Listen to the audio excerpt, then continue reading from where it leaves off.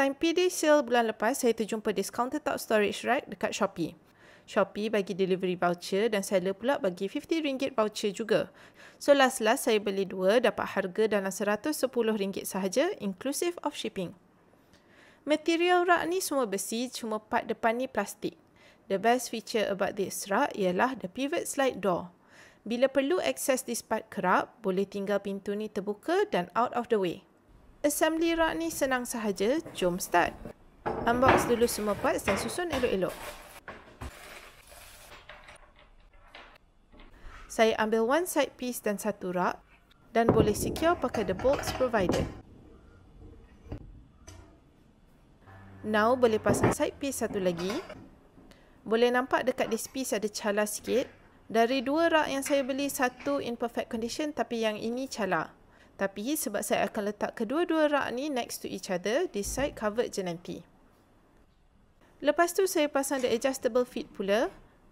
Dan now kita boleh dirikan the rak. Next saya pasang the back support. Now saya akan prep the door pula. Kena pasang the doorknob dan the door stop.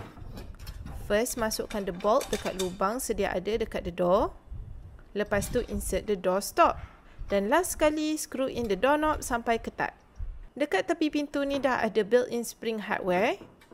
Kita push dan slide in the door sampai the spring hardware tu masuk dalam lubang dekat the side piece of the rak. Repeat on the other side. Untuk pasang the back panel kena guna this plastic hardware pula. Kena release the 2 parts first.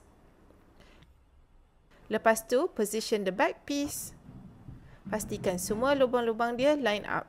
Now, boleh masukkan the plastic hardware yang macam wall plug tu dulu. Baru masuk the locking piece next. Repeat untuk semua lubang. Dapat juga dengan this set a few clip-on hooks. Ada juga a utensil basket dan a knife basket. Add-ons ni perfect kalau korang nak letak rak ni dekat sinki dapur. For me, saya pasang the hook sahaja since saya nak letak rak ni dekat dalam store. Sekarang, saya ada access to more countertop space. Saya ada some storage tertutup dan additional space belah atas ni juga. Not bad for a ringgit plus solution. Untuk the link to the storage rack, saya share dalam my descriptions down below.